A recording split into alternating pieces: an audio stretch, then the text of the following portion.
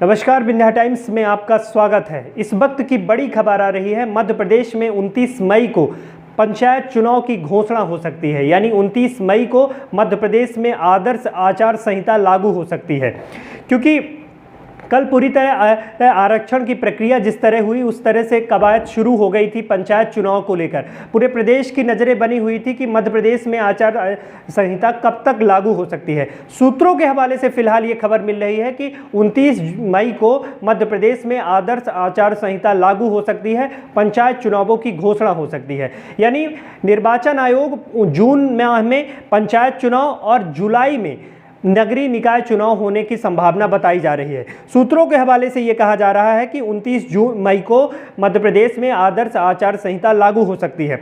CM ने जिस तरह प्रेस कॉन्फ्रेंस कर कहा था कि निर्विरोध पंचायतों को बढ़ावा देने के लिए कहा था, अब मध्य प्रदेश में, क्योंकि मध्य प्रदेश के लिए एक बड़ा चुनाव कहा जा सकता है। 23,000 मध्य प्रदेश में तो कुल पंचायतें हैं, उनमें चुनाव होना है।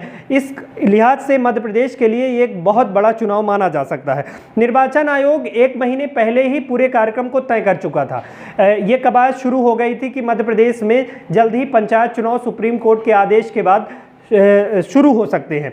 क्योंकि एक बहुत बड़ा सवाल ये उठा है कि 15 जून से मध्य प्रदेश में मानसून सत्र का शुभारंभ होना है। तो सरकार के पास एक चुनौती ये है कि 15 जून के पहले मध्य प्रदेश में पंचायत चुनाव करा लिए जाए, ताकि क्योंकि मानसून की भी बात आई थी। मौसम विभाग से निर्वाचन आयोग ने जानकारी मांगी थी, जिसमें कहा गया था कि 20 जून से मध्य प्रदेश में मानसून पूरे तेज़ी से आ जाएगा और पूरे प्रदेश में बरसात तेज़ी से होने लगेंगी। क्योंकि मध्य प्रदेश में कई शहर ऐसे हैं, कई गांव ऐसे हैं जहां बरसात के दिनों में पंचायत चुनाव करा पाना मुश्किल होता है। यहां तक कि कई जगह बाढ़ की स्थितियां बनती हैं। तो इसलिए मध्य प्रदेश में सरकार के पास मानसून को देखते हुए जल्द से जल्द पंचायत चुनाव कराने की एक चुनौती है। और जिस तरह कहा जा रहा है कि 29 मई को मध्य प्रदेश में आदर्श आचार संहिता लागू हो सकती है।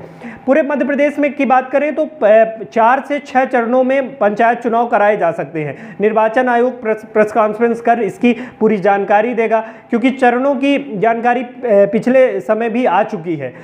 बात करें अगर, तो आज का दिन पंचायत चुनाव के दृष्टिकोण से एक महत्वपूर्ण दिन कहा जा सकता है। क्योंकि जिस तरह सीएम एक तरफ से अध्यादेश ला रहे हैं मध्य प्रदेश में पंचायतों के साथ साथ नगरीय निकाय चुनाव में, अब महापौर के पद के लिए सीधे जनता महापौर चुनेगी, यानी अब पार्षद महापौर नहीं चुनेंगे।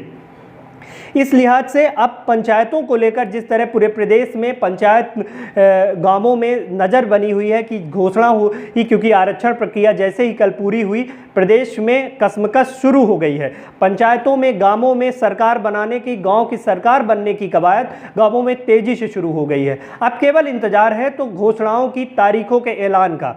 तो ये अब बात सामने आई है कि 29 मई को मध्य प्रदेश में आदर्श आचार संहिता लागू हो सकती है, पंचायत चुनाव की घोषणा हो सकती है। इसके बाद पूरा निर्वाचन की पूरे कार्यक्रम निर्धारित होंगे, फॉर्म कब भरने हैं, कब निकालने की तारीख, और जिस तरह सामने आ रही बात कि मानसून सत्र 15 जून से शुरू होना है, उसके पहले पंचायत चुनाव कराए जा सकते हैं। अब देखना होगा कि जिस तरह से तारीखों की बात हुई कि 15 जून या 20 जून तक मध्य प्रदेश में पंचायत चुनाव कंप्लीट किए जा सकते हैं।